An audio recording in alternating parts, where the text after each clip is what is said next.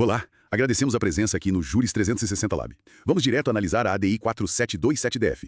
A pergunta é, o auxílio aluguel com teto de um salário mínimo viola aquela vedação constitucional de indexação? Para contextualizar, temos uma lei do Amapá, a Lei 1600 de 2011. Ela basicamente autorizou o governo a criar o programa Bolsa Aluguel. Isso mesmo. O objetivo era ajudar financeiramente famílias que ou foram removidas de áreas de risco ou tiveram as casas atingidas por desastres, né? Uma situação bem delicada. Exato. E aí, o ponto crucial, o que gerou a ação direta de inconstitucionalidade foi o artigo 2º, parágrafo 1º dessa lei. O que ele dizia? Ele estabelecia que o valor do benefício dessa bolsa não poderia ultrapassar um salário mínimo. E a dúvida era justamente essa: será que isso feria a Constituição? Especificamente o artigo 7º, inciso 4, né? Aquele que proíbe usar o salário mínimo como indexador para qualquer fim. Justamente. A famosa vedação à indexação, que, como você disse, está consolidada também na súmula vinculante 4 do STF. E aí, o STF considerou essa parte da lei inconstitucional, derrubou o teto. Olha, a resposta do STF foi que não. Nesse ponto específico, a lei foi considerada constitucional. Ah, interessante. E qual foi a lógica? O tribunal fez uma diferenciação importante. Ele disse que a jurisprudência e a súmula vinculante 4, elas proíbem usar o salário mínimo como um fator de reajuste automático, principalmente para vantagens de servidores públicos ou de empregados, sabe? Para evitar aquele efeito cascata, né? Exato. Para não desvirtuar a função do salário mínimo. Mas no caso do Bolsa Aluguel do Amapá, o STF entendeu que a natureza era outra. Como assim? Não se trata de remuneração, de salário, é um benefício assistencial, entende? Voltado para pessoas em situação de vulnerabilidade social.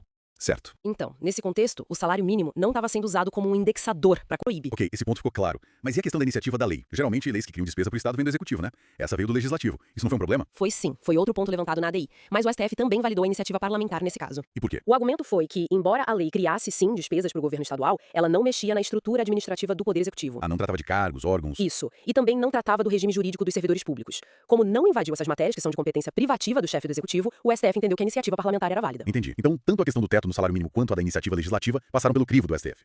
Mas a decisão não foi totalmente favorável à lei, né? Você mencionou que a ação foi parcialmente procedente. Correto.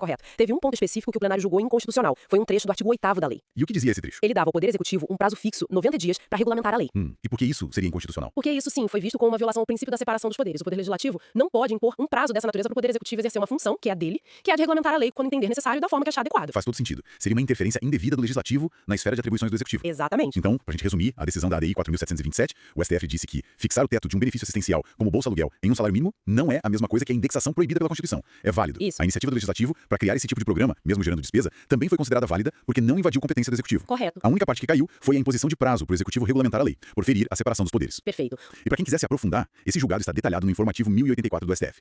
E fica talvez uma reflexão, né? Embora o STF tenha dito que não é tecnicamente uma indexação, será que usar o salário mínimo como teto para benefícios sociais não acaba na prática influenciando a discussão sobre o valor desses benefícios e até a política de valorização do próprio mínimo? É uma conexão interessante para se pensar. Essa entre assistência social e economia. Ótima reflexão. Gostou da nossa análise? Então não se esqueça de se inscrever no canal Juris 360 Lab e deixar o seu like pra gente continuar trazendo mais conteúdos assim. Até a próxima.